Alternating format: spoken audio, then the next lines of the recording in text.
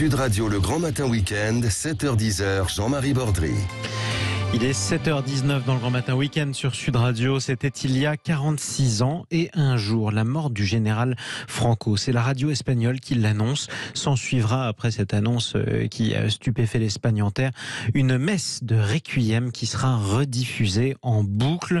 Le général Franco était au pouvoir en Espagne depuis presque 40 ans. Bonjour Nardo Sedo. Oui, bonjour. Et bienvenue à vous sur Sud Radio.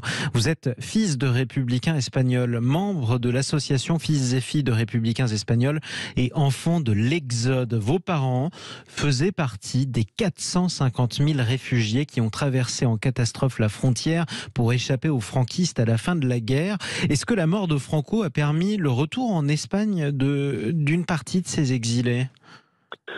En ce qui nous concerne, non, puisque bon... si nous sommes partis d'Espagne, si nos parents sont partis d'Espagne, c'était bon qu'il y avait eu le conflit, quoi. Donc, je veux dire, bien sûr, c'était la guerre. Oui, c'était la guerre. Donc, il n'était pas question de retour en Espagne sans que Franco soit enlevé du parcours, quoi. C'est ça, exactement. Donc, il a disparu il y a 46 ans. Et un jour, comment on avait dans votre famille accueilli la nouvelle de sa disparition ? Vous savez, on ne l'a pas pleuré, hein, parce que la mort d'un dictateur dans son lit, on a considéré que c'était un dictateur qui n'a même pas été jugé au bout d'un certain nombre d'années d'un désastre qu'il a créé en Espagne. Disons que ce moment-là, pour nous, on a plutôt pensé que c'était une honte pour nos démocraties de ne pas avoir été au bout de la chose, comme ça s'est fait dans beaucoup de cas de dictateurs, pardon. Et donc, disons que c'est surtout, on a été surtout un peu désespéré de la situation telle qu'elle s'est passée après la guerre, quoi, où on a laissé faire un dictateur pendant 30 ans, quoi. C'est ça. Mais oui, le général Franco est resté au pouvoir pendant presque 40 ans. Il est mort au pouvoir, d'ailleurs. Alors, on imagine volontiers le souvenir que Franco a pu laisser à votre famille et à tous ceux qui ont vécu cette retirada, la retraite des réfugiés espagnols en France. Quand vous regardez l'Espagne, quel legs il a laissé ? Ben, aujourd'hui, on se retrouve dans une situation presque identique, puisque bon, le système franquiste est toujours en place, on va dire 80 ans après le putsch. Avec une démocratie qui marche, quand même.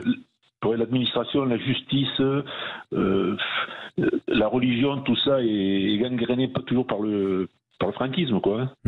Oui, enfin, il y a eu quelques changements. Vous en conviendrez, Nardo Sedo. Les élections sont libres, les socialistes en ce moment sont au pouvoir. Ils n'avaient même pas le droit d'exister sous Franco. Oui, je sais bien. Mais aujourd'hui, vous avez la Phalange, donc, qui est la main armée, on va dire, du franquisme, qui est toujours dans la rue, qui est toujours... Donc, je veux dire, il y a une évolution démocratique, mais disons que le franquisme est toujours fort, quoi. Alors, vous y retournez en Espagne ou pas ? Vous y allez plutôt en Espagne de temps en temps ou pas ? Oui, je vais de temps en temps, oui. Je vais de temps en temps, mais si vous voulez, comme mes parents n'y allaient pas à l'époque, mon père est décédé sans y avoir remis les pieds. Donc, disons, on n'a pas été à l'époque très partant pour aller en vacances. Et vous aviez peut-être plus de famille en plus qui était restée du côté espagnol. Nous avons encore un peu de famille qui n'a pas pu passer, quoi, qui a eu des problèmes au passage, quoi, parce que tout le monde n'a pas pu partir, quoi. Aujourd'hui, si on vous demande, je sais que la question n'est pas facile, d'ailleurs, vous faites partie de ces fils et filles de républicains espagnols. Si on vous demande, vous êtes plus espagnol, plus français, vous êtes les deux en même temps ? Je suis les deux en même temps. Et vous le resterez toujours ? Ah ben oui. Et vos enfants aussi ?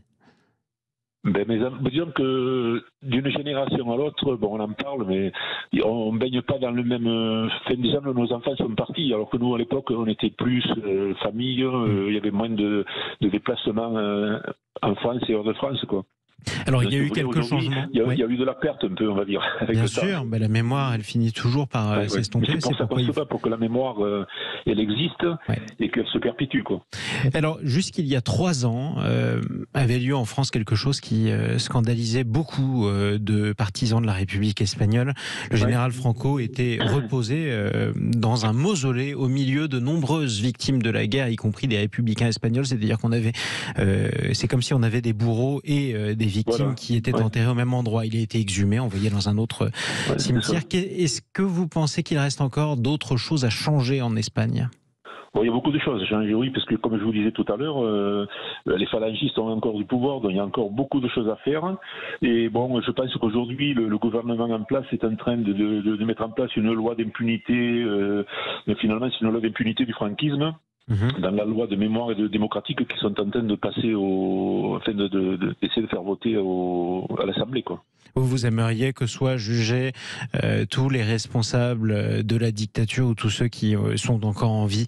Oui, parce qu'on a bien fait pour Hitler, on a bien fait pour Mussolini, on a fait pour d'autres dictateurs. Ça a été compliqué, alors, je c'est ne vois vrai. pas pourquoi l'Espagne. C'est vrai, mais en tout cas c'est vrai, ça a été compliqué, ça n'a pas été exhaustif, ni en Allemagne d'ailleurs, on s'est rattrapé un petit peu plus tard aussi, il faut le rappeler. Bien sûr. C'est toujours difficile, ceci dit, de gagner, de guérir les blessures d'une guerre. Oui. Une note d'espoir, Nardo Sedo, est-ce que vous termineriez si vous deviez terminer sur une note d'espoir, ce serait laquelle? Mais la note d'espoir, c'est que la République revienne, qu'elle soit votée par le peuple espagnol, et que l'on puisse retravailler sur les réformes de laïcisation, d'enseignement public, de réforme agraire, d'autonomie des régions et surtout des droits des femmes. Et surtout les droits des femmes. Autant de sujets d'ailleurs, en tout cas pour eux. Et une constitution de la Constitution française. C'est ça. Et peut-être aussi avec le drapeau de la République pour vous, qui n'est pas tout à fait le même d'ailleurs que le drapeau de l'Espagne aujourd'hui, sans compter l'hymne national. Merci beaucoup, Nardo Sedo. Oui, je voulais, pour terminer, je voulais aussi rappeler qu'il y a 85 ans était assassiné le leader syndical de la CNT. Il y a 85 ans dans cette période de trouble justement que connaissait l'Espagne. Période de trouble qui débouchera sur cette guerre civile absolument terrible et qui se conclura sur la prise de pouvoir des nationalistes et du général Franco. Merci beaucoup Nardo Sedo. Merci, c'est moi. Fils de républicains espagnols, membre de cette association Fils et filles de républicains espagnols et enfant de l'Exode. Merci d'avoir pris la parole sur Sud Radio, chers amis. On reste dans l'histoire d'ailleurs, mais on va faire tout de suite du tourisme. Changement d'ambiance, on part dans le nord. Sud Radio.